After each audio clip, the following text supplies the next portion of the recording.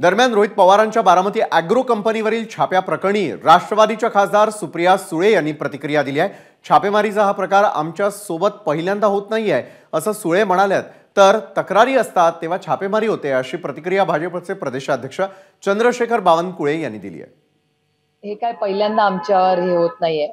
माझ्या 3 भगिनी विजया पाटील, रजनी इंदुरकर आणि नीता पाटील त्यांच्यावर ही अशाच रेड केल्या होत्या। पण ज्या पद्धतीने आमच्या 3 भगिनीवर अन्याय केला तसंच आज पुन्हा एकदा आमच्या घरातले सगळ्यात मोठे बंधू राजेंद्र पवार यांची ही जी कंपनी आहे त्याच्यावर आज रेड झाली आहे।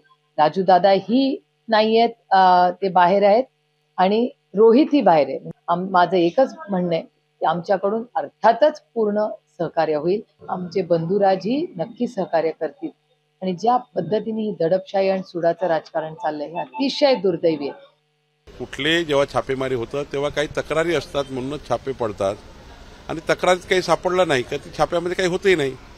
त्यामुळं रोहित पवारांची आहे की बावनकुळेंची आहे की कुणाची याला अर्थ नसतो।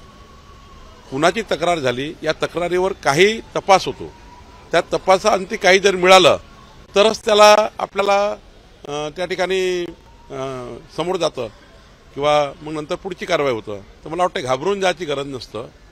कोणतीही तपास यंत्रणा येतं त्याला समोर जावं लागतं, आपले कागदपत्र द्यावे लागतात आणि मग नंतर कुठलाही काही कारवाई होत नाही। पण ज्याच्यावर छापे पडले असतील त्यांनी योग्य पद्धतीने जर आपलं मांडणी केली त्या यंत्रणेसमोर तर मला वाटतं मग पुढचं काही होत नाही। एबीपी माझा, उघडा डोळे बघा नीट।